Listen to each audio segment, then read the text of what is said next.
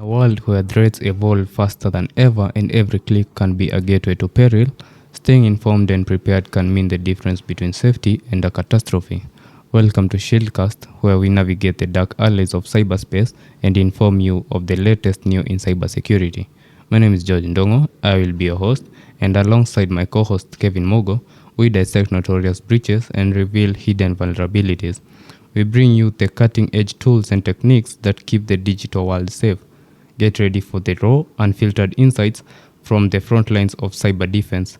This is Shieldcast, your insider's guide to the ever evolving cybersecurity battlefield.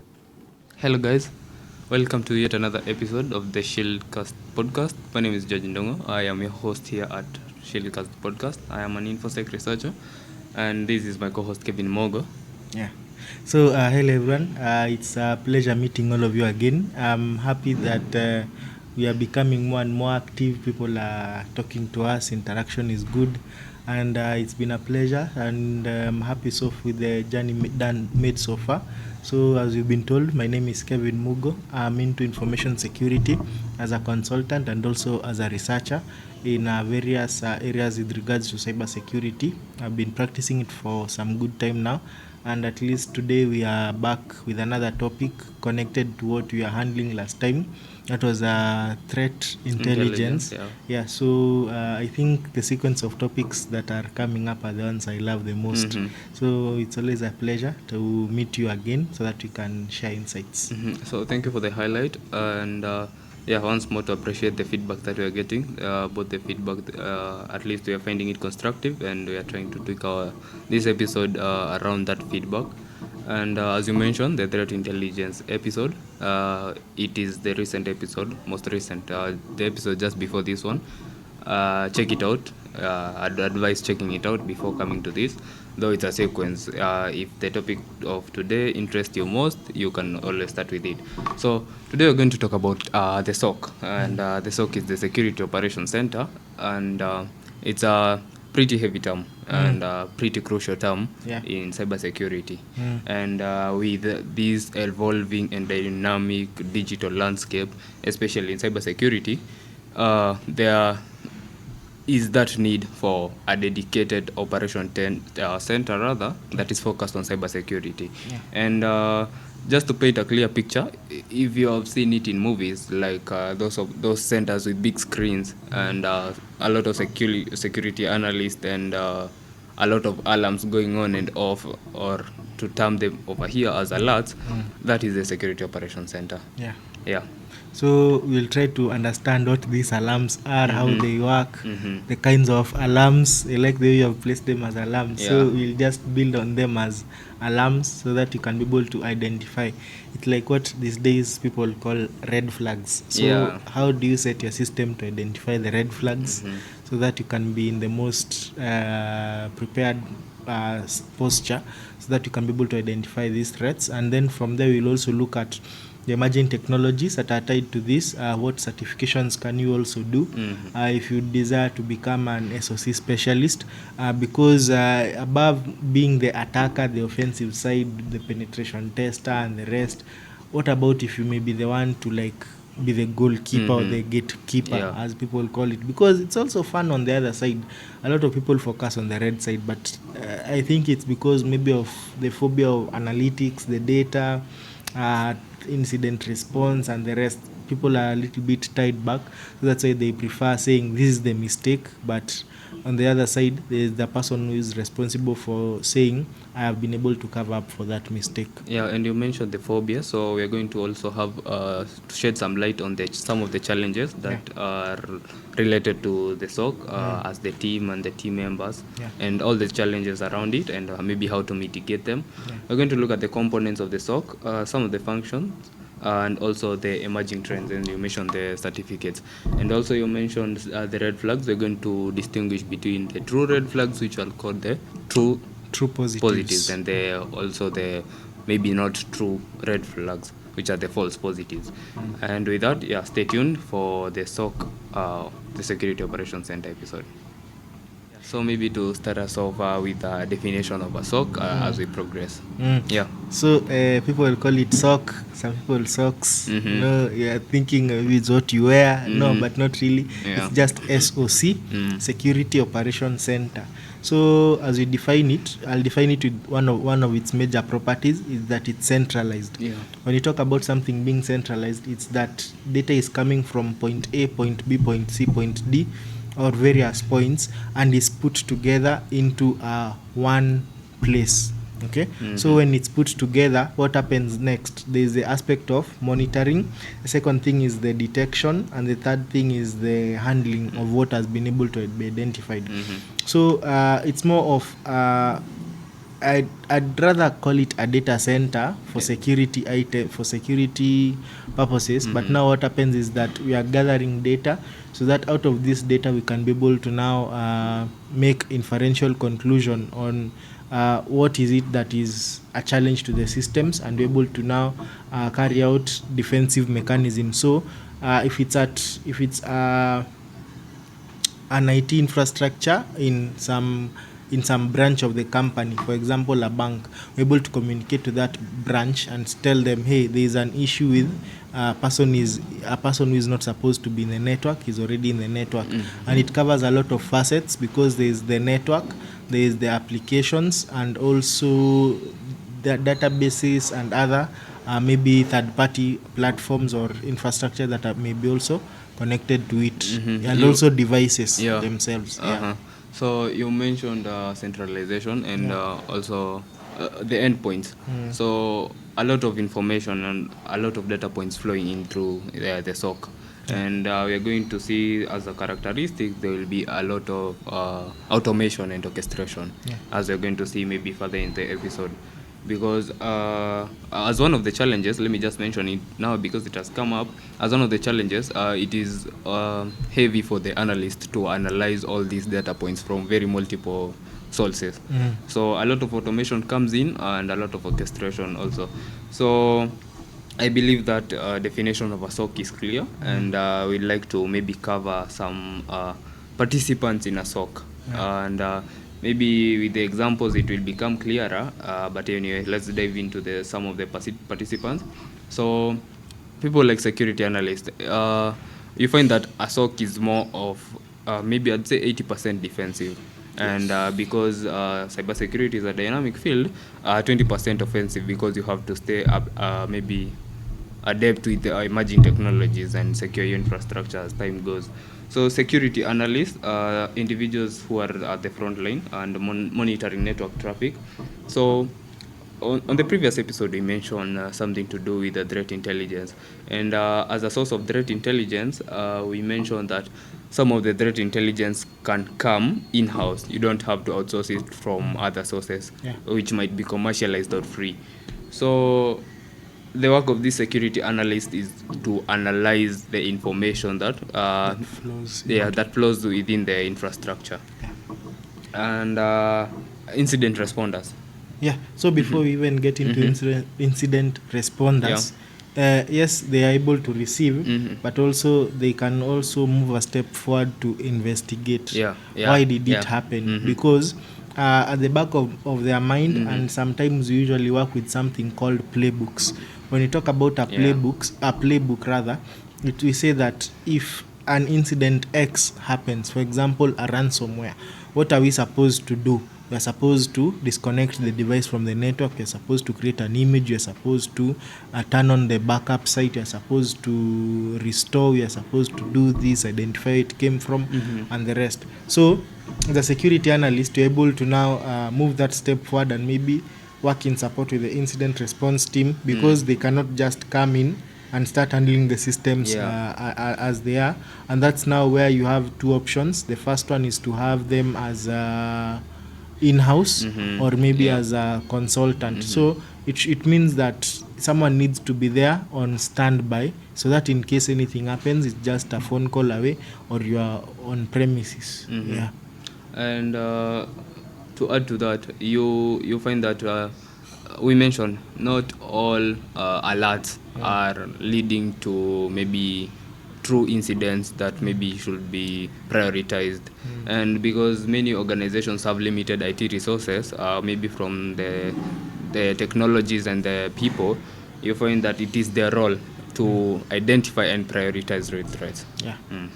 So the third person, except now the incident response and the security analyst that we've also talked about, is the threat intelligence person, and it's highly connected to our previous episode.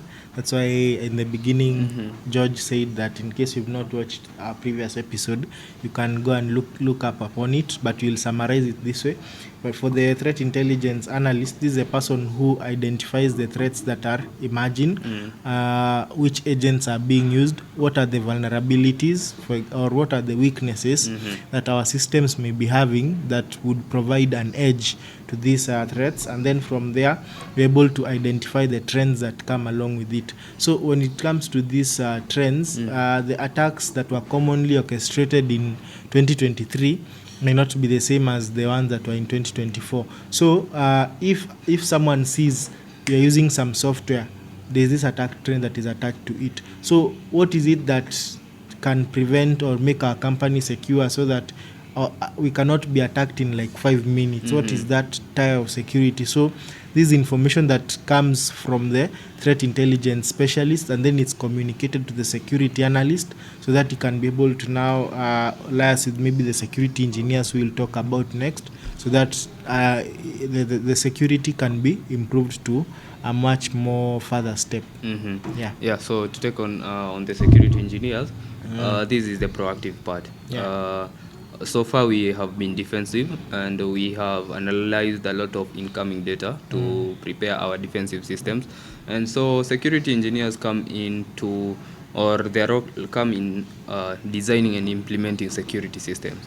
So having that proactive approach and staying on the forefront of not waiting for your infrastructure to be compromised in any way, and actually using this data or data points that you're receiving to develop your security infrastructure.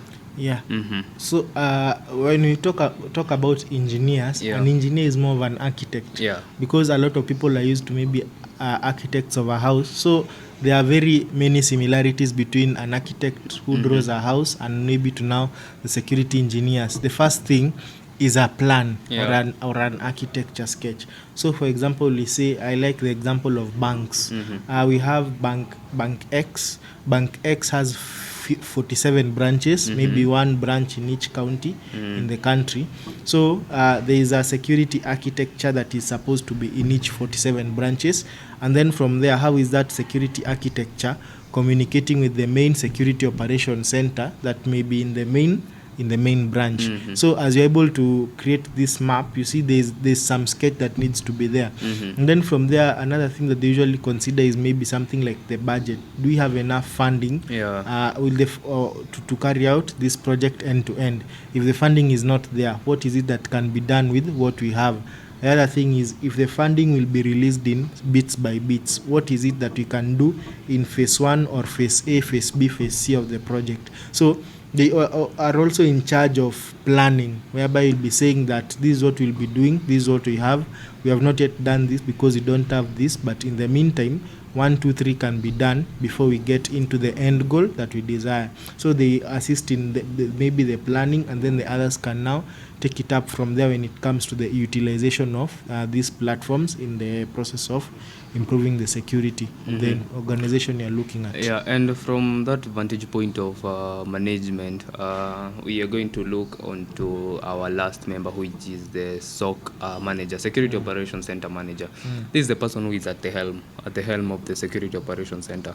And because the Security Operations Center is both, I think it's both in the IT part and the business part, and the return on investment should be measured, and also it should contribute, it should for the money or the resources allocated to the SOC, it should translate into maybe benefits in terms of the business going forward. So because there is the need for managing the resources and also maybe reporting to the managers in the business side, that is why we have the SOC manager. True. So just to close it up, this is the person who is on the topmost seat. In case anything happens, this is the Yeah. person who is called to account for. In case also anything happens, this is the same person who will ask the threat intelligence, the security analyst, and the rest, why are things not working? So it's like, in quotes, the project manager, let's just like how the manager does, the big guy in the company. So this is the person who manages communications and handles operations at a high level. Yeah, and as we wrap up, I think our next section we are going to talk about some of the tools or some of the technologies that can be applied in a security operations center. Yeah. So the security operations center, by itself, it's just a center with computers. So what are these? Plus all these people that we have mentioned. What are these tools that are crucial for security operations center to operate? And you'll find that, or you'll notice that these tools, we have mentioned them either in topics by themselves or in individual episodes or just in other episodes. Yeah. So as we get into it, one thing to note is that cybersecurity is more of an area that has foundational principles, but out of these principles, we're able to get dynamic things that are coming up day and night. Yeah. But these principles will always be the same. That is why you'll find that we are talking about some tool in episode 15, the same tool in episode 18, the same tool now today. Yeah, but what happens is that you need to now understand how these tools work so that they can be able to contribute effectively to the what you are trying to target, especially when it comes to the solving of security challenges. Yeah. So the first tool is the security information and event management system. Word by word, security information. So what data is flowing to our SOC with regards to security events. So first thing, what are these security events that are, or this security information that may be coming in? Maybe a person has tried to log into our system 5 times. Yeah. What does it imply, or what inference do we get out of it? It might be a brute force. Yeah. So who is doing it? So that's why you can have cameras on premises. We'll see that a person came in early in the morning and did this, because so through the SIM you're able to have a confluence of evidence that this person was doing this and this at this time, and these are the logs that are there. So when it comes to the event management side, so once this person has been able to log in 5 times and like in a manner that is not correct, what are we supposed to do in order to manage this event? Are we supposed to lock it down after the 3rd attempt? Are we supposed to like switch off everything?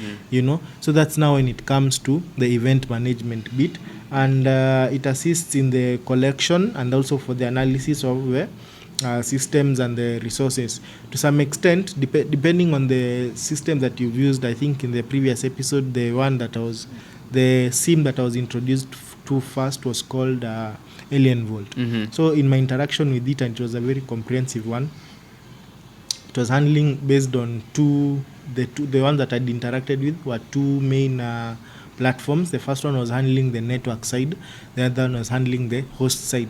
It reached to an extent that we connect a Windows system to it. There's the agent, it was called an OSEC agent. Maybe you can also check out on that. Yeah. So this agent sends feeds to the main system, and then it tells it someone has logged into this Windows machine with the wrong password, like those minor issues, and also network challenges and the rest.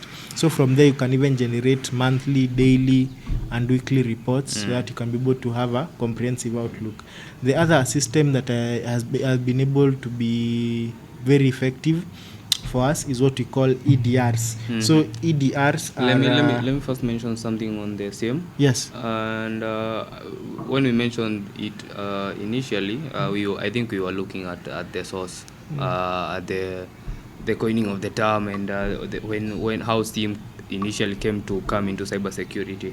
And you mentioned it's kind of a portmanteau of security information management and security event management to form SIM. And this is treated like one whole process. And you mentioned information. The information bit is the information that flows in the SOC, and the event is where we analyze every single event. Remember, like, an event doesn't have to be negative. When a user or maybe a HR, someone in accounts logs in into a system that is an event, whether or not they were whether or not the access was granted. That is an event which will flow. The data will flow and it will be analyzed, because as you mentioned, 5 attempts with all being denied, that now maybe can be raised as a serious event. And to the next point, you are talking about the EDR, the endpoint detection and response. So for the other item that you're talking about, it was the EDR. It was an endpoint detection and response.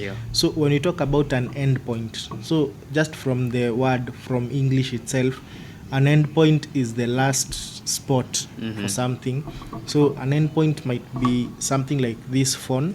Once connected to a network, the endpoint can also be a laptop, the endpoint can also be a server, and the rest. So what we are talking about when it comes to these endpoints is that what is it that we can gain as information from these endpoints that can be used as leeway for us to understand the security events that are happening in these devices.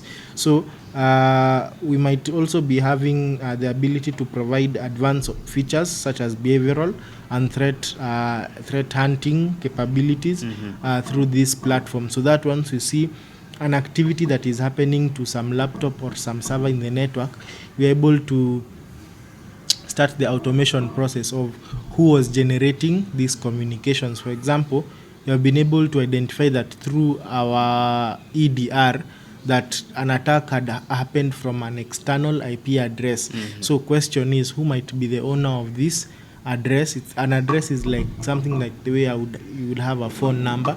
So each computer has its own phone number, if you may call it that way. And then out of this phone number, we are able to extract information and say that this communication came from this IP address, and it then that if we may find the owner, we'll be able to now access or maybe introduce some law so that the person can be arrested or action taken against the person. So it forms some confluence of evidence, as we had also talked about the other time, that the systems are working based on facts. So we are trying to extract it through our EDR so that you can be able to identify who is responsible for what. You mentioned some advanced technologies like the user behavior analytics. And you find that some of the education, because it is important to educate your, especially non-technical staff, on the importance of cybersecurity, on how maybe things to do with identifying phishing attacks and so on. But sometimes you find that information they are exposed to is not enough, and that is where technologies like the user behavior analytics comes in. And what it does, it tries to find out who is more likely to fall victim of a phishing attack, maybe once it sets its foot in the organization. And I believe we mentioned some companies which are at the forefront of doing that. I think Abnormal AI is at the forefront of doing that, focusing on user behavior analytics and incorporating some machine learning algorithms over there. And there's also Cyberizons and Sophos. Exactly. I was to add on that, Cyberizon and Sophos are also at the forefront, and also Sentinel-1, if you have heard of it. Sentinel-1, I think they raised some I think seriously. But that's aside from the topic, I'm not really sure. But also Sentinel-1, and Sentinel-1 also focuses on something we call the XDR, which is kind of an advanced EDR. XDR is an acronym for extended detection. So what it does, it's more advanced than the EDR in that it incorporates information and data points from multiple sources, from the email security, from the threat intelligence platforms, and the many other, from the CMs and the SOC, and it gives the security analyst a holistic view. So it's kind of an advanced model, but that needs a lot of orchestration to behave as a unit. On the behavioral analysis part, I think it's more of describing, for example, the person at the desk, at the front desk, he's not technical. The person maybe types very slowly, maybe 10 words per minute. So you see, like, tap, tap, tap, tap. but now this morning someone comes in and is typing at like 50 words per minute. So you see it like raise some issues. Why is this person going to that help desk, you know? So behavioral analytics It doesn't also, happen overnight. it doesn't it's there's something building up. Also, it's like walking. There are people who walk fast, there are people who walk slowly while they are alone. So if a person who walks fast is walking slowly, you know, it would also cause some. So it's like it's somehow sensitive to the very tiniest of detail. Yeah. And one challenge is that there might be false positives. We'll discuss about them later. But if you're able to get to now manually segregate and say, this is normal, this is not, this is normal, this is not, it will now be able to now identify and be able to put you on the safe side, so that an event that may hinder your security cannot happen fully. Yeah. So the next one is SOAR. So like SOAR, SOAR, like you're soaring high in your career and something. But now SOAR is another key term or concept of tools that are used in the cybersecurity domain, especially in the Security Operations Center. So SOAR is security orchestration, automation, and response. Orchestrating, what are you trying to orchestrate? Automating, what are we automating? Responding, what are we responding? So out of this, it's more of saying our company is very, very vulnerable because of some value that it may be having. One is money. We may be having a lot of money. Two, we might be having a large volume of confidential data. Yeah. So out of this, we cannot be able to now handle the 40 attacks that happen to us every day. Okay? So issue is, how do we automate this process? Okay? We automate it through the use of a SOAR, SOAR, security, orchestration, automation, and response. So in this process, we are able to now say that even though I was not there, or I did not even realize that an attack was happening, this SOAR system took up my role in an automated way and was able to perform the role that I would have performed, and even maybe would have done it in a much more better way. So an example of a scenario where SOAR can come in when the incidents are very many. And then secondly is maybe a scenario like a person has been able to carry out, we talked about a ransomware, so now a person has been able to carry out an SQL injection. So this SOAR on the other side, what it might be able to do is to eliminate that user or delete that account that has not been created in the right manner. Maybe there is a chain of events, but now before this person accesses the database fully through maybe SQL injection and the rest, the data can be even more encrypted to a higher level. It can also be prevented because it works maybe on the principle of get and post. So the person is trying to get, but the SOAR can prevent the posting process, so that it cannot be seen on the other side. So the person is seeing the attack is happening successfully, but there is no response. It's because it was identified as a red flag, as we usually term it, but then from there the SOAR is able to prevent that response. You know, so it's a very good tool and comes in handy in such a scenario. With a lot of data follows a lot of repetitive tasks, and that is where the automation bit in the SOC comes in. And before we go to the network intrusion detection system, let me maybe add on the orchestration bit. The orchestration bit kind of follows the XDR we mentioned just in the previous section. And this is because, especially in large organizations, you find that there are multiple sources of these information that flows in the SOC. And what orchestration does, it enables the SOC or the security infrastructure or the security system of an organization to respond as a unit.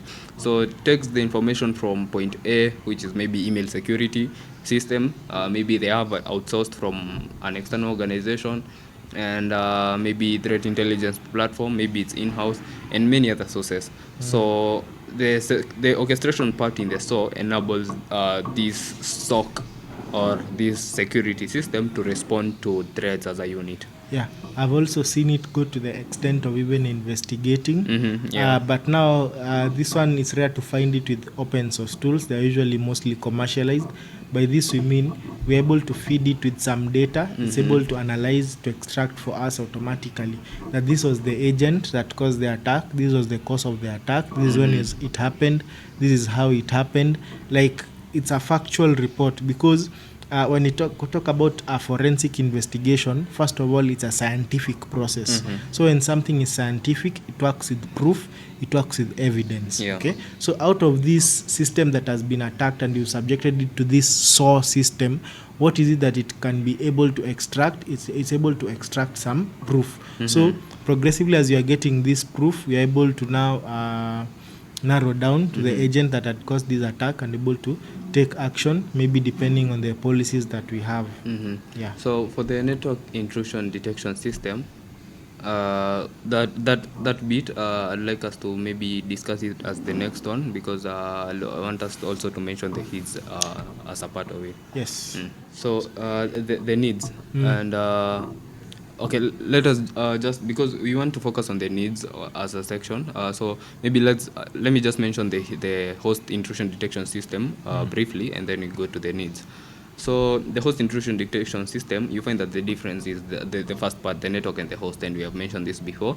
So the host checks on alerts on the endpoint computer, the laptops, the mobile devices, the endpoints that are connected in the system, which can be termed as the hosts.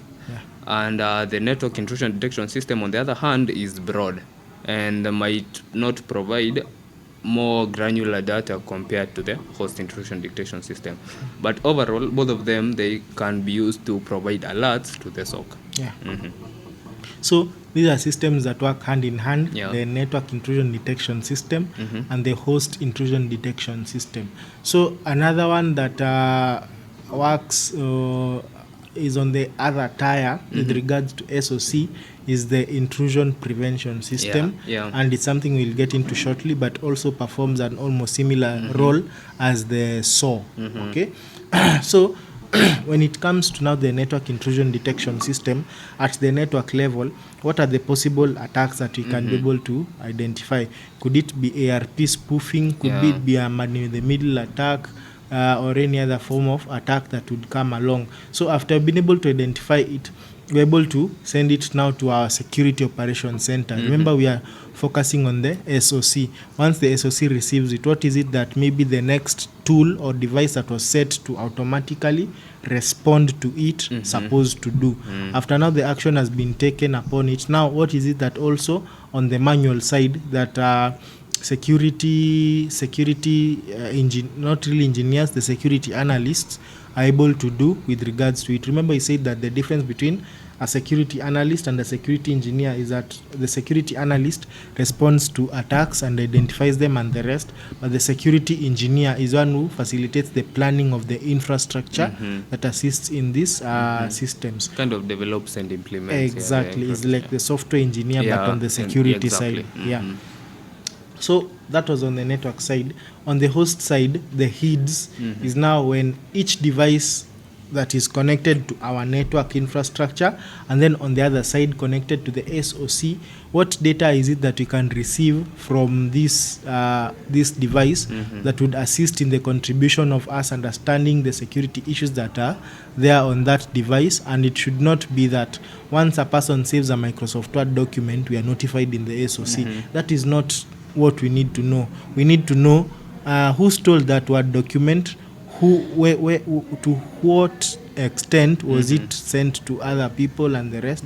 So it's important for us also to filter out information so that we may avoid having what we call noise in our SOC. So when we talk about noise, is that our SOC is shouting every time, hey, there's a danger, there's a danger, there's a danger. But when you look onto it, it's just a minor issue. That's also another thing that also SOC specialists find to be challenging in the identification of this is an attack and this is not an attack. But also, it's also good to be careful that you are not considering what is an attack not to be an attack. And again, we kind of find that this is one of the challenges in SOC. Yeah, very true. So it's important for the highest level of professionalism to be maintained in this center, because once a breach happens, it might be that the blame was on the SOC side because it was identified, but nobody was there to handle it. And that's one of the major challenges that I've been seeing in the Kenyan landscape, that something was spotted, but nobody was there to handle it. And on the host intrusion detection system, you find due to some policies like the BYOD, they bring your own device. These are policies that allows workers to bring their own maybe laptops, tablets to work. And you find that the security level of these endpoints, let me term them as endpoints because they have joined the network, is not equal or is not as intense or as heavily implemented compared to the endpoints which are already in the infrastructure of the organization. Yes, sure. So due to such policies, you find that it is crucial to implement something like a host intrusion detection system. Yes. Yeah. So the next one is a firewall. So everyone I think has heard of firewall. Maybe in movies, maybe in news or other places. But now, when you talk about a firewall, let's think, what is it? So first of all, a firewall is a hardware or software. When it comes to the hardware side, it's something that you can touch. For example, this microphone, this phone, or this laptop. The software side is what manages the operation of the devices. So the software can also be a firewall. The firewall can also be a software. A program. So, and also to some extent, it can be an application, or secondly, it can also be an operating system. So some operating systems are just firewalls. For example, pfSense. You can check it out. It's a very good one. And other firewalls also come in as applications. For example, Sophos. Okay, so you can be able to check out and be able to understand what is it that a firewall does. So after knowing that it's a hardware or software, it's what is set up with some rules. Okay, so when you talk about these rules, they are more of saying, if this happens, do not allow it to come into our network. If this does not happen, there is no need for you to allow it. So it's more of a rule configuration system that is set up so that it can be able to protect the devices that are below it in the security architecture that was designed. So there are two main challenges that I've been able to maybe find out with regards to firewall. The first one is improper configuration, whereby I set everything but I forgot to add something, or I set everything but I did not set it in the correct way. The second challenge that I've also seen when it comes to firewalls is the firewalls themselves not being secure. Okay, so a person was able to bypass the security of a firewall because of maybe default passwords. Admin. You have access to the firewall. Once you have access to the firewall, what do? You turn it off, you disable some rules, or you tamper with it. So firewalls just work to some extent with help in our companies. But now what needs to be done is for you to have deeper understanding of the firewall and also advance it to maybe concepts of defense in depth, so that you can be able to now protect the systems more. In case the firewall does not work, there's another system that is below it or side to it, so that it also assists in providing more security to it. So as we wind up, let us mention the last tool, which is the data loss prevention. And on a broader perspective, you'll find that in data loss prevention, you have aspects of data backups, and we have the various methods of data backups, and also other aspects of encrypting the data so that when maybe it's breached, it cannot be used for malicious purposes. But here we're going to talk about a single solution which prevents exfiltration of data from the organization.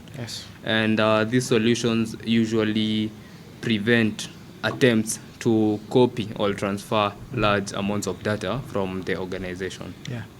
So an attacker has accessed the system, is trying to copy, but cannot copy because there's a procedure or there's a set of rules that is attached to the copying process. So I'm happy with the dynamism of how security tools are coming up, so that it can be that the attacker is sounding in quotes unprofessional, but it's this attacker that did not know that you need to diverge or change your strategy so that you can be able to copy it. So it's a very simple tool, but it causes some layer of protection. You can be able to see it, but you can do nothing about it. Yeah.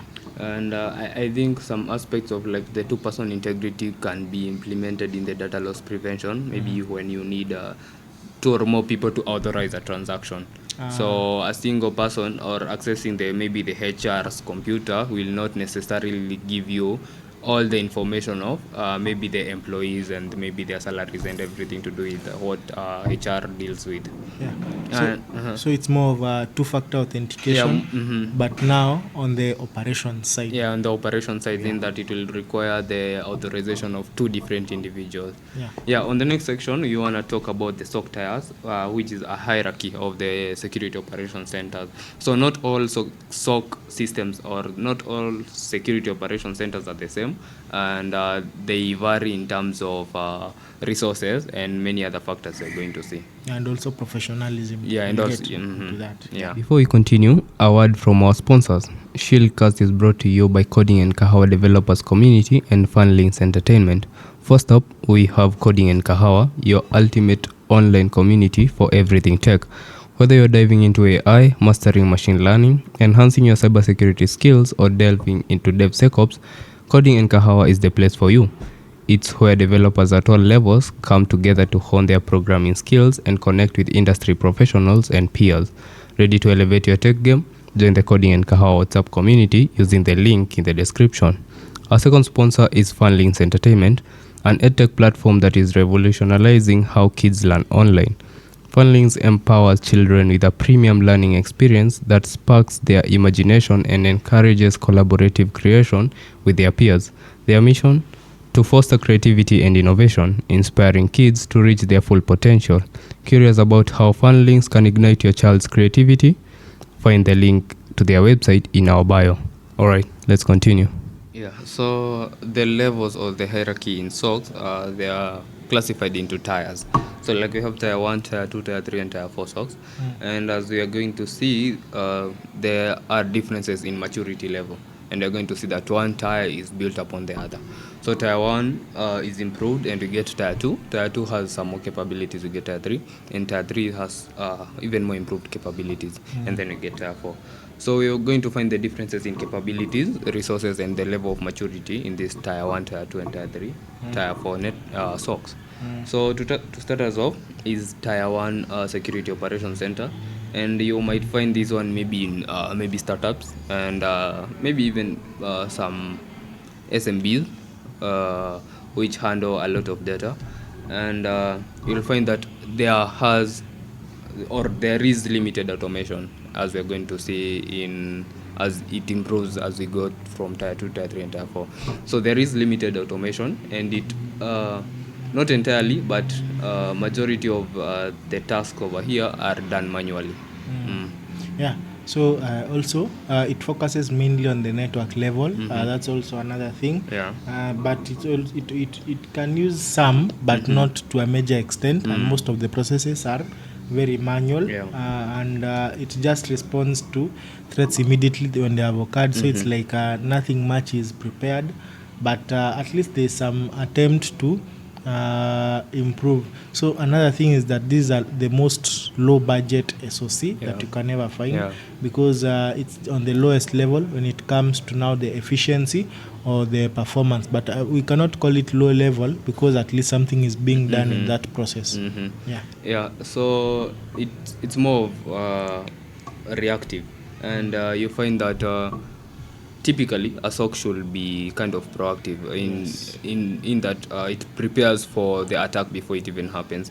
And we'll find that a characteristic of this tier 1, as you mentioned, it is reactive. They only respond to attacks after they happen. And an improvement of this will get us to tier 2, which has more enhanced capabilities and more automation. And we'll find that proactive response starts from tier 2.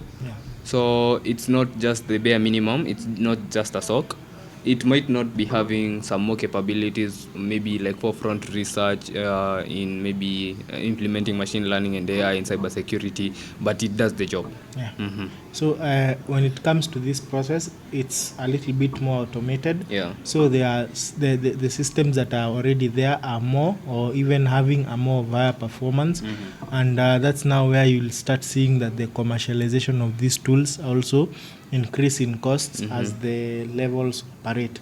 So on the third tier, it uses sophisticated technologies. Now we are trying to like move into the 75th quartile, Yeah. the third quartile of now the tires. Or when it comes to SOC, there is more automation that is attached to it, and also it has a low human error rate when it comes to the identification and now of the attacks, and also there is improved incident response procedures attached to this tire with comparison to now the first and the second tire that we had talked about. And this is now where we have both the proactive and reactive. So it's just like the way we had posed on the conversation on the IDSS, the intrusion detection system, and the intrusion prevention system. This is now where we have that debate in a more active approach, whereby we say for the intrusion detection system, which might have been the one that is being used in the first two tiers, is only used to identify and inform maybe the security analyst something is happening on this device. But now from tier 3 onwards, that's now we have the intrusion prevention systems, whereby they are now able to tell us that you have an attack, and then from there it's able to even move a step further to stop it. That's why we have now the security orchestration, automation, and response tools. That's where they now come in on the third phase. Yeah. And you mentioned commercialization. You find that is where there is this upcoming field of SOC as a service, SOC as a service. Yes. And you've mentioned many things as a service. So building a SOC and then maybe lending to other organizations. Yeah. And also to add on the proactive and reactive response, it kind of combines. There is response after an event has happened, or maybe after, let's say, for example, a breach has happened. But on the other side, they are at the forefront to ensure maybe a similar breach or a different breach does not occur. So they are at the forefront of research. Yeah. And this brings us to Tier 4, which has world-class capabilities. And you find that this is most of the SOCs that you find in movies that have all the resources. Yeah, even at their government disposal. agencies, high-end institutions. So what happens is that they make two major investments. Yeah. The first investment is in professionalism. Yeah, high-skilled personnel, whereby the bare minimum for this certificate, this role is like 5 certifications, 3 certifications and 10 years of experience. You see, these job descriptions that it's just a handful of people who would have even the courage to apply. Have you ever read a job description and said, no thank you? So I think this is the highest. And then the other investment, which is the second one that is done on this one, is now on the infrastructure, whereby there's a continuous investment when it comes to funding, research, trainings, and the rest, especially when it comes to threat intelligence and also an efficient SOC center. So we get into one interesting part, which is threat detection technologies in security operation centers. Yes. And we mentioned the SOCs is just apart from the people, without the tools, it's just a room with computers. Yeah. So there are a number of tools or detection technologies that are employed in the SOCs. Yeah. So to start us off, let me. I'm supposed to start with anomaly detection, and by itself, it's identifying. So anomalies. These are vulnerabilities or intrusion, such events that may be escalated, or if maybe left untriaged, they might lead to serious security incidents. You have talked about something there, triage. Yeah. What is a triage? I believe in layman's, maybe in my understanding, Yes. triaging is taking action towards an event. Yeah, it's closely tied to what I had talked about some minutes ago, which is a playbook. Yeah. When you notice something happens, you get to that playbook so that you can find that triage, Yeah. which is like something like a set of procedures that will assist you in now preventing this attack. So anomalies is anything weird. If you'd have a son or daughter and she starts failing doing the assignments, you would be like, "Hey, why are you not?" See, so it's like there's some anomalies he was doing in the past, but now he's not doing it. So it's the same thing that it happens to systems. So some SOCs work on anomaly detection, and that's why even we'll be able to see it working hand in hand with other items when it comes with this detection. The second one is now signature based detection. Okay, so when you talk about signature, each one of us has a signature. When you talk about a signature, but now on the security side, a signature is more of a property or that has some key attached to it. For example, we have hundreds of attacks. For example, there is a phishing attack that has happened to my organization. Through this phishing attack, my system or my SOC will be able to identify it because there was a signature attached to this phishing attack. So once this happens, there's a roll call that is usually checked. Do I have anything that is tied to it? No. So there's no signature. So this one will not be considered as an attack. The challenge with signature attacks is the fact that if an attack comes and it was not one of the items that were put or given a signature, it will be considered as a benign or something that was not an attack. Yeah. So that's a challenge with now the signature method.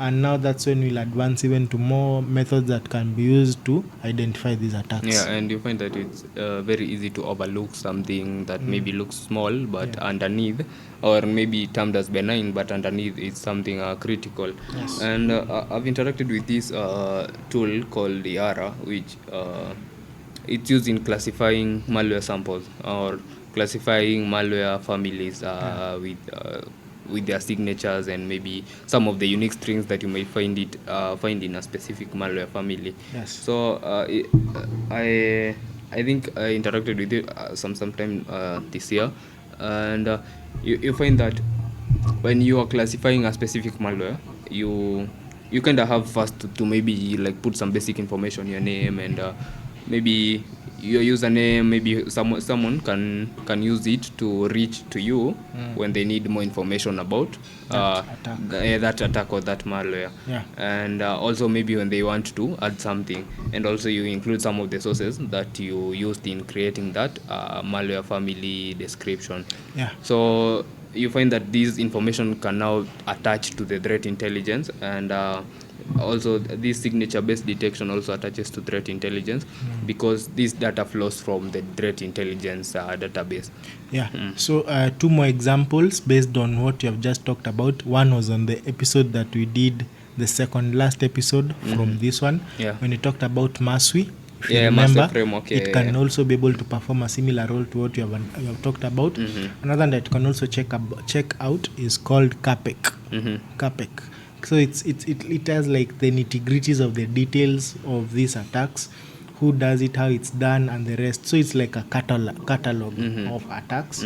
But now for each attack, there are about 10 to I think 13, 15 there about properties of attacks, of these attacks that are listed in that tabularized manner. So you can check it out and be able to understand how it can be used to contribute to maybe the signature methods that you have and the rest. So on the next point, we are going to brush through it because we talked about it. It's the behavioral analysis, or the user behavioral analytics. And you find we mentioned that there are some programs or software that are specifically designed for UBA, and you mentioned like some characteristics, like also I don't know the term of it, but the length of or the time that someone takes when they push down a key, like that one might be different among different people. So such characteristics or such data points are incorporated in a UBA software or an UBA program, and they are implemented in a security operations center. So we are now moving up the tier with the methods that you can be used to detect detect attacks in security operation centers.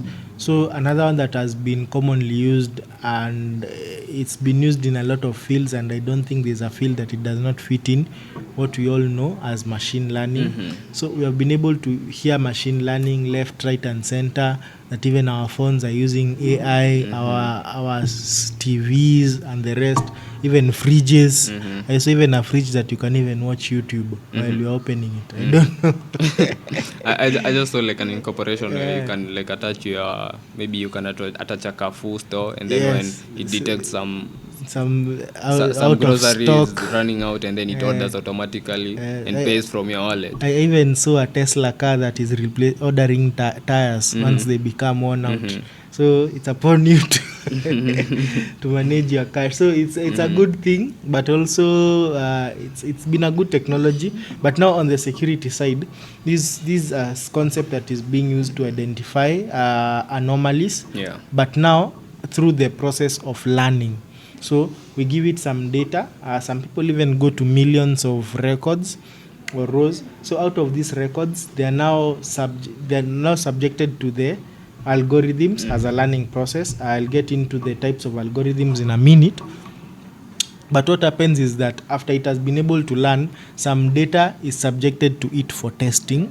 After the testing is being done, we'll be able to say that this system has a 94% detection rate for attacks. It has a 50% detection rate. What we need to do, we need to improve the process of its detection.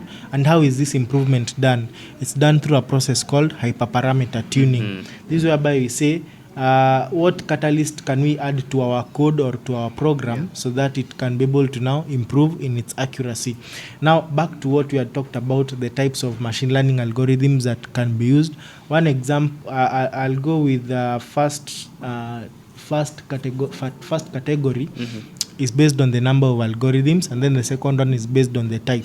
On the number, we have singular algorithms, and then now others even implement two or more algorithms, which is now called an ensemble. So when you talk about an ensemble, it's whereby we combine two or more algorithms together so that we can be able to detect attacks in our security operations center. One thing about the ensemble is that it takes a lot of time, or not really a lot, but more time to be processed as compared to the singular algorithm, but most probably the results will be more accurate. Okay, so when on the other category, besides the number, it's the type. So there are common machine learning algorithms, for example, random forest, linear regression, logistic regression, XGBoost, and the rest. But now there's another type, which is now neural networks. Okay, there have been a lot of research papers online that talk about how you can use neural networks to improve security operations centers, and been able to carry out some research on it, and it's been a good journey so far. It's a very good field, especially if you are trying to find some PhD or master's thesis. There are a lot of things that you can do, because you can continue from someone's work, you can criticize it or even take it through some shape, and also even do some innovations with regards to it. So one thing about neural networks is that they require a lot of resources, for example, memory, and processor to be carried out. But also the second side is that results even reach to the 99.99% mark. Yeah, so we cannot say that a system is 100% secure, but to some extent it's able to identify 0 days to some huge extent. When you talk about 0 days, these are attacks that have not yet been identified, but you can use neural networks to spot them out. So it can spot them out, and secondly at a higher percentage accuracy. So it's upon you to also, beside being a security analyst as you are done, it requires you to be having some domain knowledge of machine learning and neural networks, so that you can be able to be adding information progressively, consistently, so that accuracy level can be maintained at a high level. So these things can be done automatically. automatically through systems, for example, cloud service providers, or maybe you can now be the one carrying out that process manually, progressively on a frequent basis, so that you can be ensuring that the accuracy is highly maintained. Yeah, That's and how they work. And you find that the discipline of cognitive cybersecurity models, which is the integration of machine learning algorithms and cybersecurity systems like the CMs and the SOC. Yeah. I believe that will be on the rise in the next 5 to 10 years. It's already in the rise, even at the moment. And you find that some organizations like IBM at the forefront, you find them integrating their AI and ML in their maybe their same tools like the IBM Curator and so on. And I believe it's an interesting field. So on the next bit, I think not the last one, but almost winding up on this section, is the threat hunting. And threat hunting is actively and proactively looking for vulnerabilities, because the traditional methods or the conventional methods of detecting vulnerabilities or breaches, so to say, is not 100%. And so actively looking maybe at your web or infrastructure at large, to try and find the vulnerabilities or the weaknesses that have been missed by the traditional systems is what we call threat hunting. So on the other side, so we are like trying to find how these attacks happen, so that we can treat them as learning points. So one thing is, in cybersecurity you need to be a very rapid learner. So that, because the checklist that I'll be using to check out if something is an attack today in 2024 will be totally different from 2030 and the rest of the years, because I even heard that even people use quantum computing. I think there was an Indian in the last week who was able to do it successfully through to attack the RSA algorithm, but through quantum computing. I think it has been a trending news on the in the recent past few days. But now, after learning that through threat hunting, what is it that we can do so that when this person maybe uses the same concept on our systems, or maybe another person learns that principle or the procedures that were used, we may not be vulnerable to such kinds of attacks. So I highly recommend people in the cybersecurity domain to be highly learned and continue to learn these things in the soonest time possible. And on to our last two bits of the threat detection technologies, you will find that they kind of, both of them relate, and both of them relate to the last episode, because actually the last one will be threat intelligence as a threat detection technology in the SOC. But on our sixth technology will be correlation analysis. So correlation analysis, as the word says, is correlation. Correlation is taking various informations or various data from different points in an organization, and I believe you have repeated this, and using them to gain a holistic view of your infrastructure. So correlation comes, and I believe we over the last episode on threat intelligence, it's called Threat Intelligence 101, we just released it. We mentioned a tool called OpenCTI, and OpenCTI also relates to our next point, which is threat intelligence. It allows you to combine information from various sources, not only information from maybe you are purchasing some threat intelligence, maybe from VirusDot or Alien Vault, various sources. Maybe you're using Yara to classify your malwares and you're feeding that information to your threat intelligence platform, for example OpenCTI, this or an example, and this enables you to gain a holistic view of how your infrastructure is designed. OpenCTI was the one you found it on GitHub. Yeah. I remember it had a very good interface. I believe visualization is also crucial in cybersecurity, because a lot of information is flowing inside the SOC. So when you get to have a visual representation, you get to grasp a lot of data instead of going through a lot of logs and logs. It's very tiring. There was once a time I had received some incident and the logs were just being separated by comma. So you are like, what do I do? So each comma was representing a column. You understand? So there's a way you can transform that data you place it maybe into an SQL database or maybe an Excel sheet, and then from there you're able to build a dashboard, you're able to build visualizations, so that even if you have like 7 million rows, you don't need to like go through each one of them manually. You'll die even before you reach halfway. And again, so it's good to automate and just get straight to the point. What do we have? What summary can we extract from it? What conclusions and what improvements can we make out of it? Let us wind up this section on threat intelligence. And on the threat intelligence episode, we attached a link to the OpenCTI by Filigram. It's a good tool. You can check it out and explore more. Also, if there are other tools you find out there, you can engage us in our community at Shieldcast on X. But on our last bit is threat intelligence.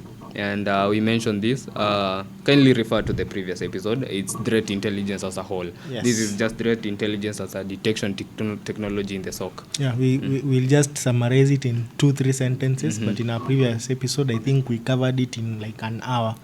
So you can just check it out. But in summary, we are able to now use the information we have as a learning point so that we can be able to prevent attacks. So that even if someone uses that technology, we are already on the know. That's that. So over the next 2 sections, we're going to talk about 1, emerging trends in security operation centers, and 2, the challenges in security operation centers. And I believe if you have been following us through this episode, some of these things we have mentioned already, both the emerging trends and the challenges.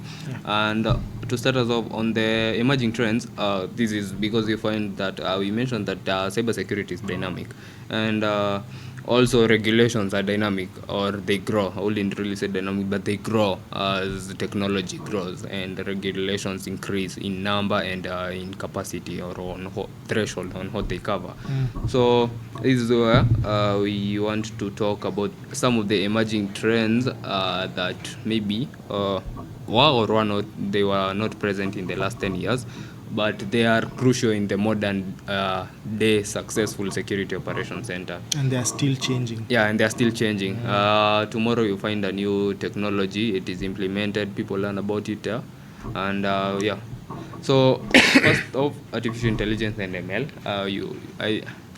I believe we mentioned this. AI and ML being incorporated to kind of automate and do a lot of tedious work in terms of response and also detection. And also machine learning algorithms, maybe you might feed a lot of your data points from, or the number of logs you have collected over the past 10 years to kind of create a custom model or a bespoke machine learning model that suits your organization. And you find that in the end, this allows your analyst to focus with, one, to do a lot of work efficiently, and to focus maybe on other critical tasks that may require human intervention. So another concept that has always been seen and coming up in the recent past for very many years, I think in the past decade, that has been used very much actively, is cloud security as one of the strategies that can be used to improve the security infrastructure that we have. So there are various facets to it that can be obtained. The first one is the utilization of cloud infrastructure, that is third-party software and programs to protect our in-house systems, networks, devices, and the rest against various kinds of attacks. And then the other facet to it is that we use the systems that are already there in the cloud fully, and we find that they have already been secured against various forms of attacks by default. So what it is to be done by us is to now maybe identify these threats that you are seeing over there, and then checking, are we secure against these threats or these attacks? And then if we are not, we can improve on the customizations of the cloud infrastructure. And if we cannot maybe improve these customizations, we maybe consult our service providers on the cloud so that they can be able to now provide or meet our needs. So this also depends with the agreement that we had set up with them. For example, to what extent will they provide security support? To what extent will we be doing the security activities?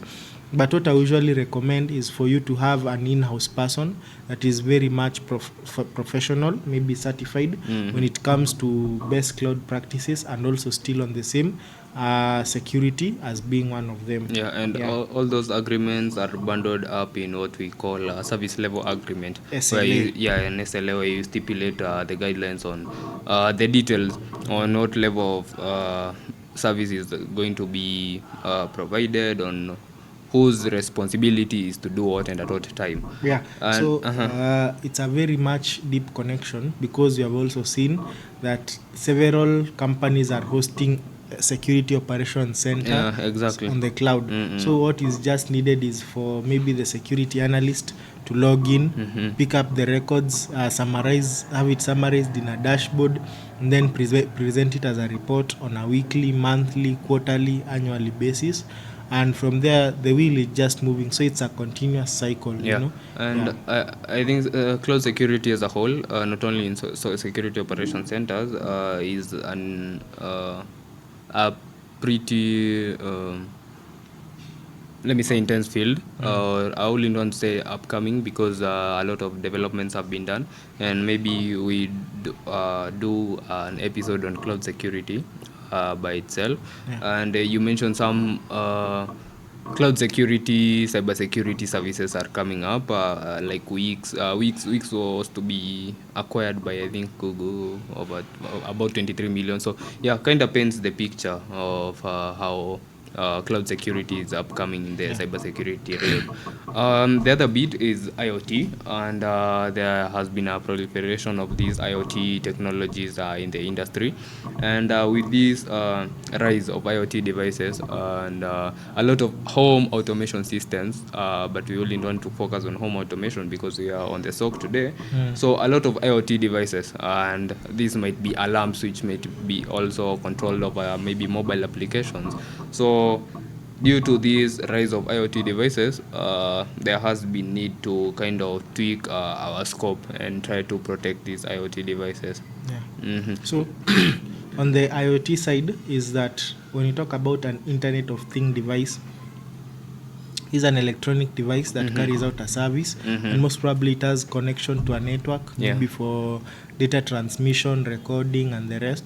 But now what happens is that even the normal door that we get into might even be an IoT device. That temperature sensor in the room that turns on and off is also an IoT device. So what security insights do we are able to get out of it? For example, when the device detects the temperatures are high, most probably maybe the next room is on fire. So it's not only a must for us to rely on SOC systems for human attacks, but also for natural attacks. And to kind of wind up. So they can be used to detect them at a very high level, and so that maybe incident response can be carried out. Maybe the alarm will go to a fire station, so that they can automatically come and respond and the rest. So it depends to the extent of elasticity that you are subjecting your security operation system configuration to. So let me tie that up, because to kind of to IoT devices, you mentioned the doors, and you find that controls are not only logical, we have physical controls, and you find that the SOC might also have an oversight of this. For example, like the turnstiles to maybe a turnstile door to the entrance, or maybe to a technical department, and also the doors maybe to maybe a server center or something. There is where the IoT comes in with relation to the security operations center. We have the DevSecOps, and this one ties to the software engineers, kind of directly, because it's the developer operations, but include security. So like briefly what it does, you use security as not just as a stage, but you incorporate it in the process along the way. Along the way. You don't just develop and then you secure software. You implement the best security practices as you're developing your software. And I think we had that not really SOC, but that DevSecOps topic as one of our podcast conversations. I think it was with Tracy, so you can always check out on it, on how it works. I think there in the previous 4 or 5 episodes. That's when we had it, and it was a very interesting conversation. Because now question is, how do we integrate security as we are making it, so that it cannot be something that we are putting it as the last phase, and yet we come back to testing, it fails because of security. So we are like repeating the whole 3 month software development process because security was not properly integrated. So it's more of a block based kind of join or alignment, whereby even as we are developing, we have an SOC on standby that is also able to detect these attacks, so that we can be able to now form a whole DevSecOps approach when it comes to the identification of vulnerabilities in an early stage. Yeah, you mentioned the incredible episode by our rather with Tracy Magoma. We are looking forward to inviting her to have also a deeper chat on dev security operations. Yeah, and to wind up this section, we have the zero trust architecture. So the zero trust architecture, just as the word says, or from the meaning of the word, zero trust, meaning you trust zero persons, you trust no one, and as an infrastructure stands, no one has any privileges, and everyone has to follow a specific authentication practice to gain access to a system. So when it comes to zero trust, it's the principle is just the same. You're not trusting anyone, but even if you're not trusting anyone, you also need to be a learned person, so that even if you don't trust that person, you're not the one who is being put on the limelight, because a lot of security issues are happening because of you. So one thing is not to trust, and the other thing is to know what to do. Because many of these permissions and operations are contingent upon trust, so you can't entirely limit everyone or push everyone out. You see, like, business operations must continue. So as much as a security operations center is concerned with triaging security incidents, to some extent you have to do it with efficiency and accuracy in order to allow the normal day-to-day business operations to continue. So I believe we have wound up that section. So we'll go to the challenges, and challenges they might not only apply in the security operation centers. Some of them will be specific to SOC. Majority of them will be in cybersecurity, because you find like some things like talent shortages. They are not only in security operation centers, they are in the whole cybersecurity realm. And so you'll find that someone is saying, I can do, but now when he's given the real thing to do, nothing evident is happening. So there's also been a challenge, maybe especially on the skill set. A lot of people know, but now when it comes to the doing, that's why we have the numbers being filtered out in that funnel. So it's always very important for us to always know what systems that we are getting into.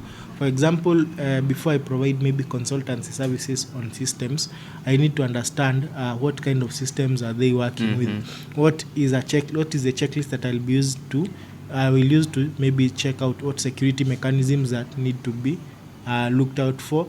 And then from there, now we get into the implementation, so that now I use that checklist to now carry out that implementation. So that translation from the plan to the doing is where we have now the talent shortage, and it's something that we always need numbers, so you can always sharpen your skills day by day, that you can be able to be on the front line as a good security practitioner. You find that as much as we have talent shortages, and you mentioned someone saying they can, and until it's time to do it, or they do it in a shady manner, you find that it's kind of there is a complex threat landscape that requires one to be on their toes, like day in, day out. So this might be tiresome to kind of cope with the threat landscape. And one thing that kind of amazes me is how the red teamers, or the black hats, not the red teamers, the black hats, they're usually so motivated, and they are not the people with the most amount of resources, or the people on the side of authority, but they are always on the forefront, and with the evolving landscape, they are always at the forefront of learning these new technologies, despite being on the, let me call it, the dark side.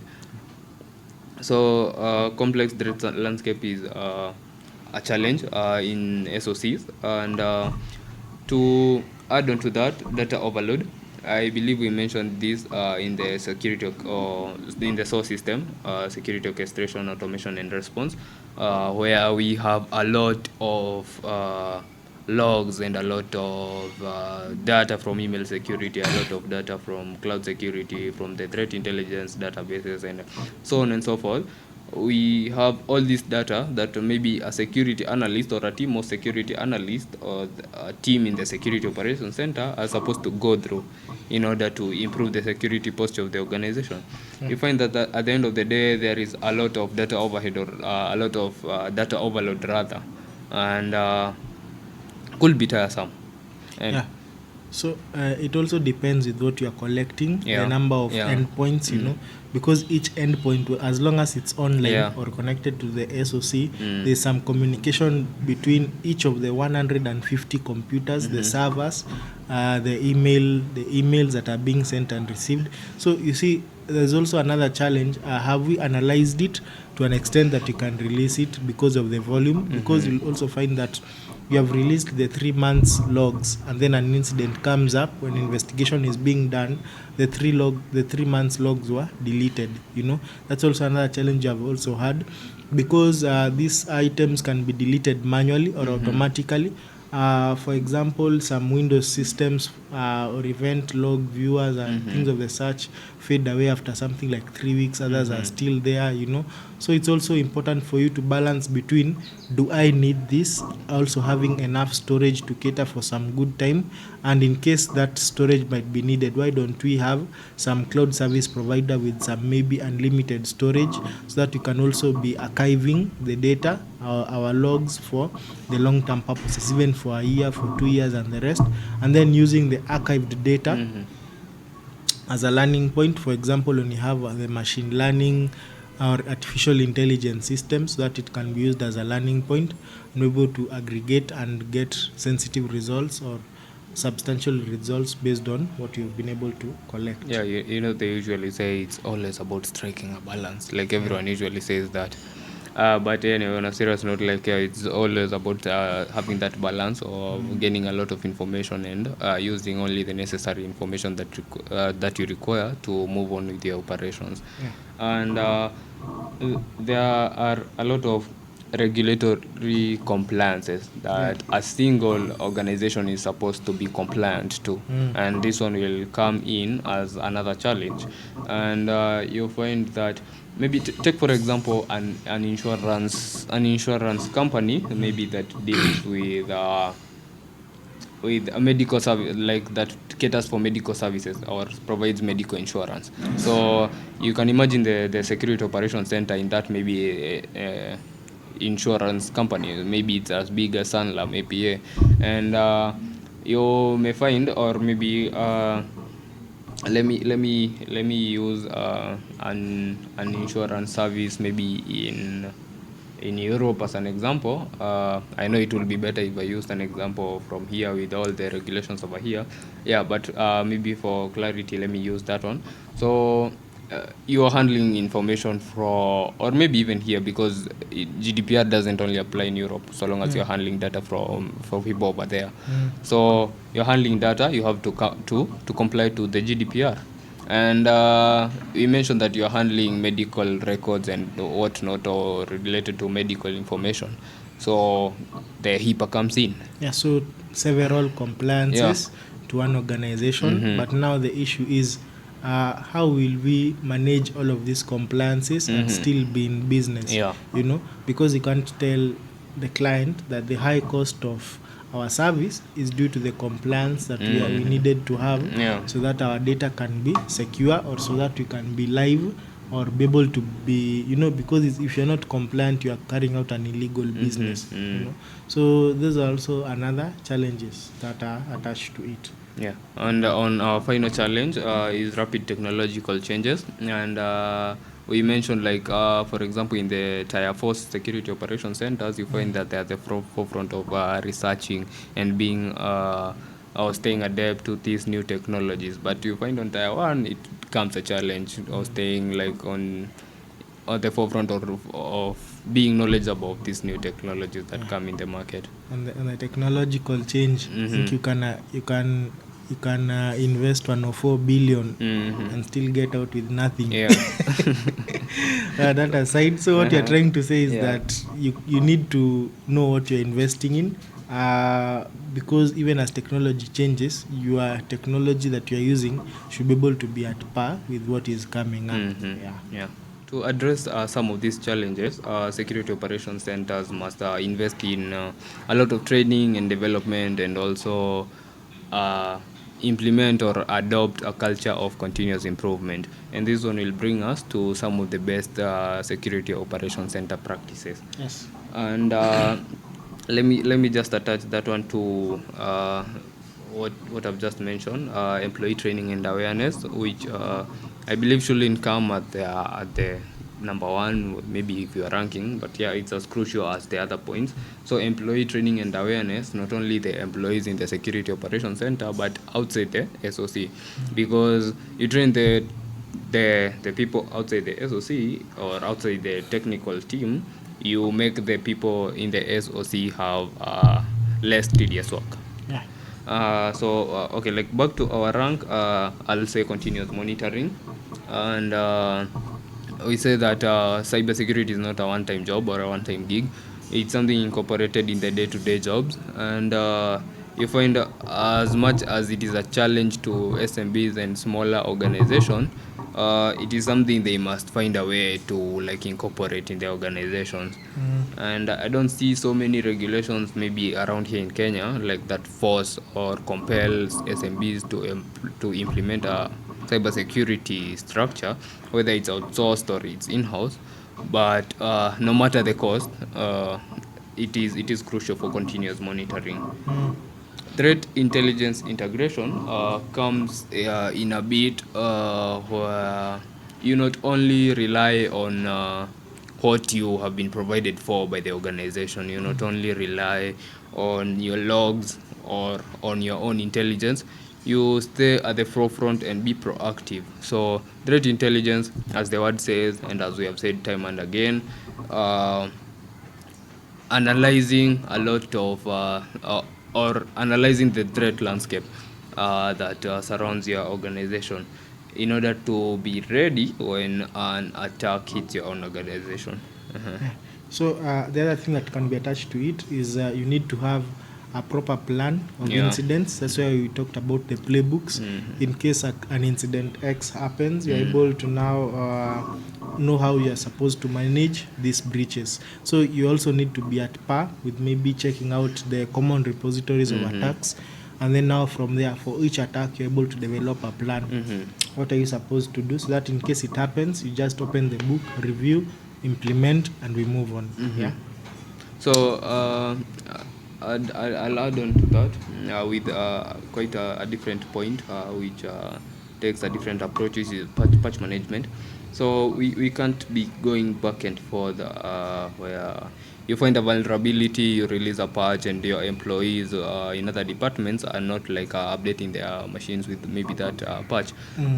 Some patches can be critical. They might come with vulnerabilities, and on the in-depth discussion on patch management, we find that you can implement a rollback mechanism where you can roll back to an initial state which was safer. But either way, it is important to like patch the vulnerabilities and release them to the other host as soon as you can.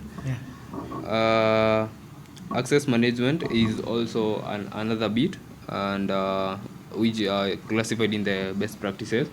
So implementing a strong access control to limit unauthorized access.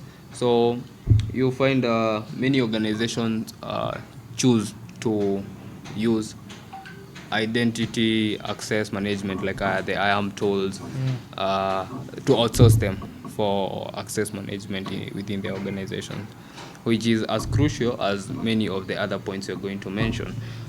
Another bit of it is data classification and protection. So data classification, I believe, as we have mentioned in the past, you classify maybe by labeling and implementing or applying different security measures according to the criticality or the class of the data. So you might find that some data is classified within an organization and not everyone can access. That one will have a lot of or a higher level of encryption. Other data like maybe that can be accessed publicly will have a lower amount of security because after all it can be accessed publicly by anyone outside the internet or the internal network. And the other bit is regular reviews and audits. So this one kind of supports the continuous growth and continuous learning. Regular review and audits, reviewing after maybe an incident. You have responded to an incident, you have already, maybe you implemented a business continuity plan and you already came back to business, maybe to your initial physical location. So a review after that where we can extract the learning points and grow from there is crucial.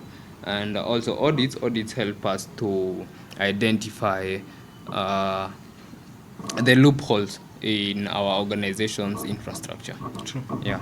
So I believe we have mentioned all of them. And if you feel like there is a best practice we have not mentioned, feel free to engage us in our X page, that is shield_cast.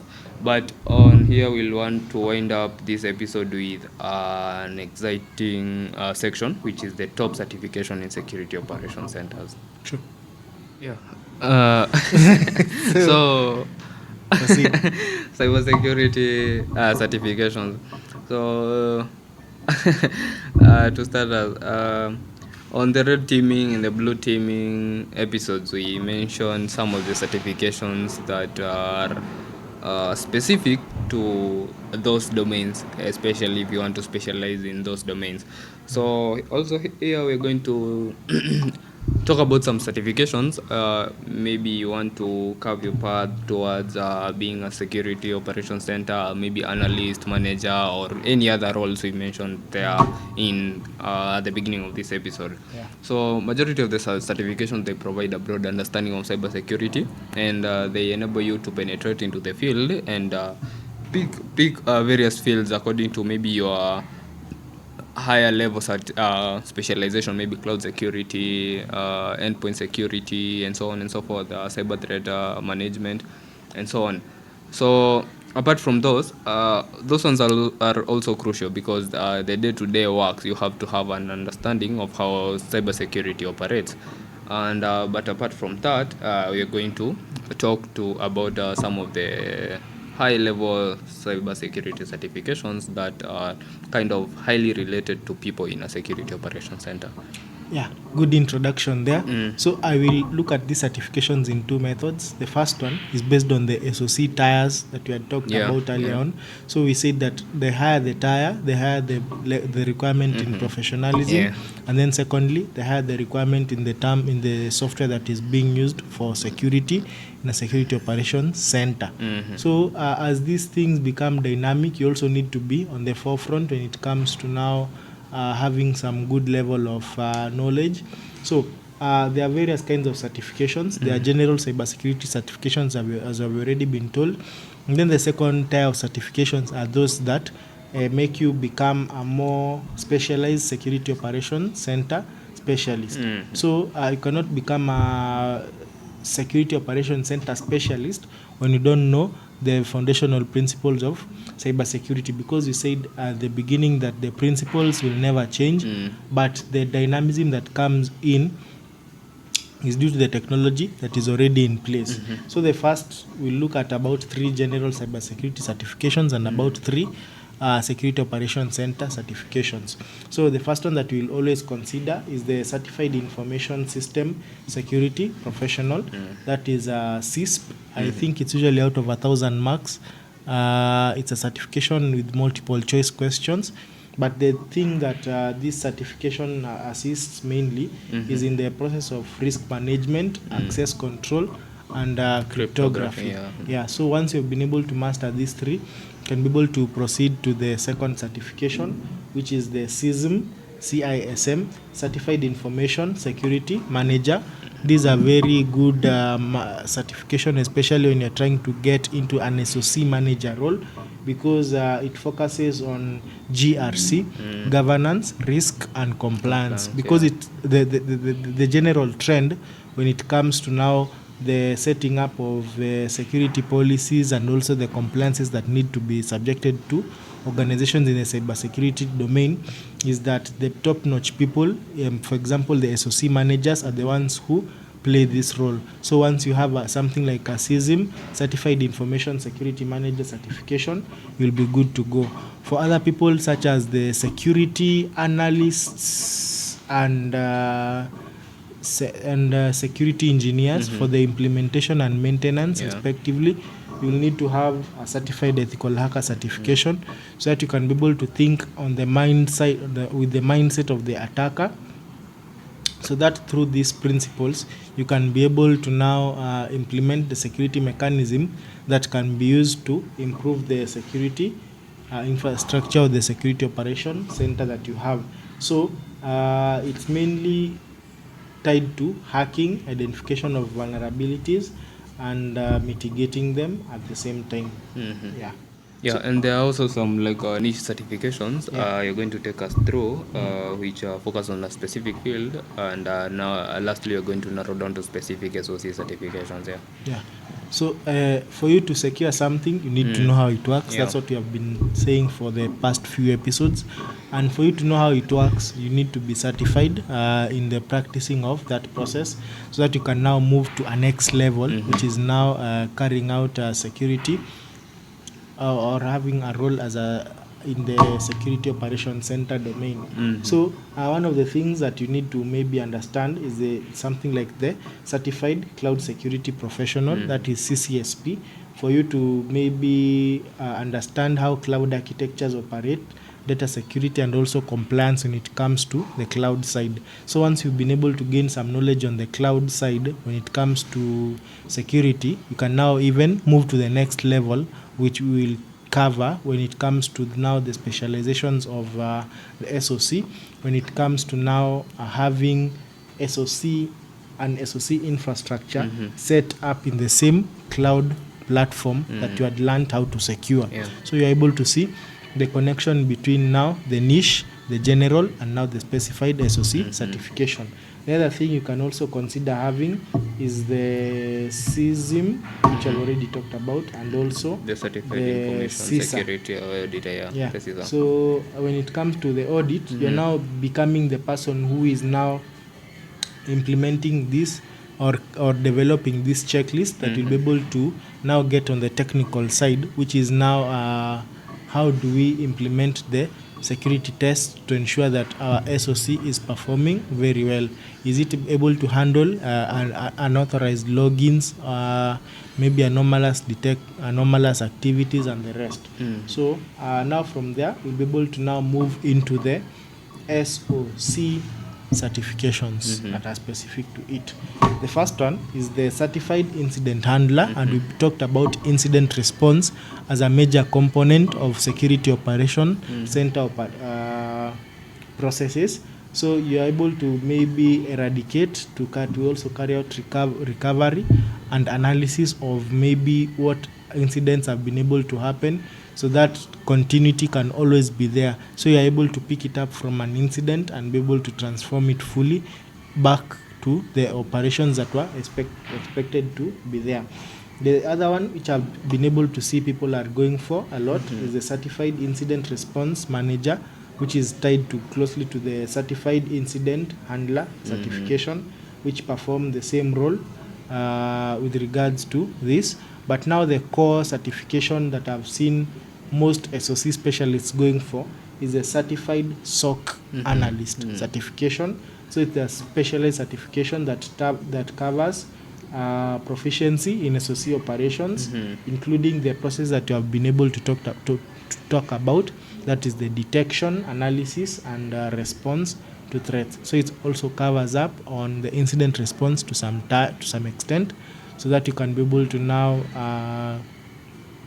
manage processes in an efficient manner as a professional security operations center specialist. So depending on the role that you want to play, the tier that you are targeting, the process or the activities that you will be doing, at least up to this point of this podcast, you have been able to now understand the whole architecture or how things work. But still, even in the over 1 hour that you have already discussed, there's still a lot to be done, because that was just at a high level.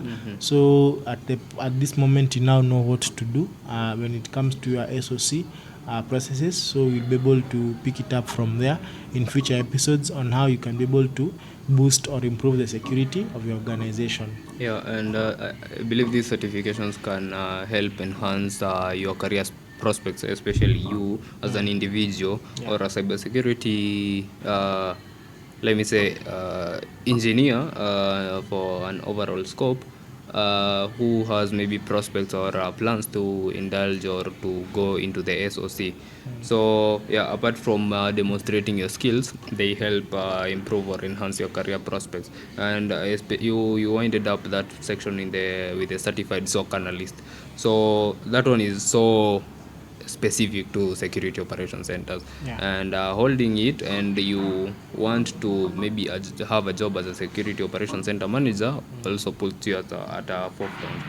You can join in as a freelancer, as a consultant, a full-time or part-time professional. So it's upon you to now decide and know the next step to take in your security operation center journey. We have received a very comprehensive and detailed summary of the certifications from Kevin, and I believe that sums our security operations center episode, which I believe has been very long, but very detailed. And with this, I believe we'd like to welcome your feedback, and feel free to engage us in Spotify. Our comments are always on. YouTube, our comments are always on and available, or engage us in X.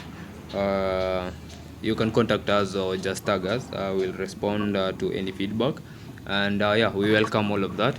Other than that, happy Mashujaa to our fellow Kenyans for watching. I believe it's still a holiday. At the moment of this recording. So happy Mashujaa to our fellow Kenyans, and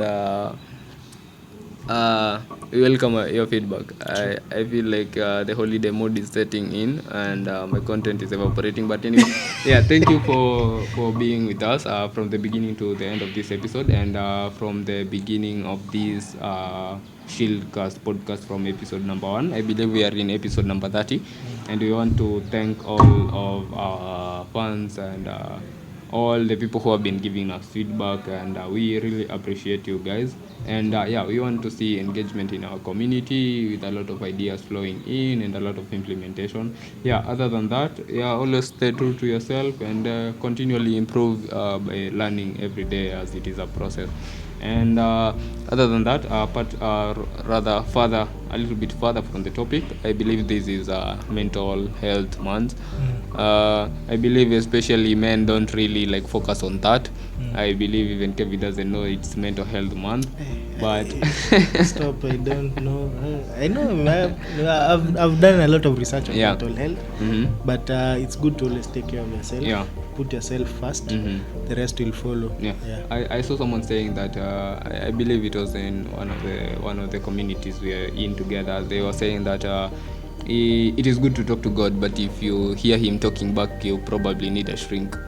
But on a serious note, take care of your mental health. Always set goals you can achieve, and always be the biggest fan of yourself, and always appreciate the moves that you're making. Other than that, I have been your host George Ndongo, and this is the Shieldcast podcast. Follow us on rate us on Spotify. We are trying to get this show to everyone. Rate us on Spotify, subscribe to our YouTube channel, and follow us on X. X.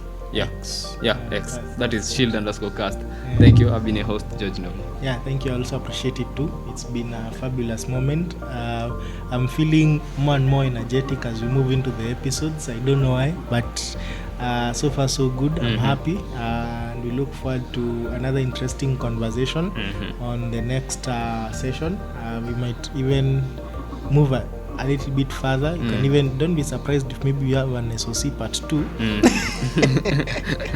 But also you can send us requests for the topics that you'd want us to cover, maybe things you can emphasize on, incidents that you want us to analyze, and the rest. Let's just keep the conversation moving, and it's always a pleasure to meet and interact with all of you.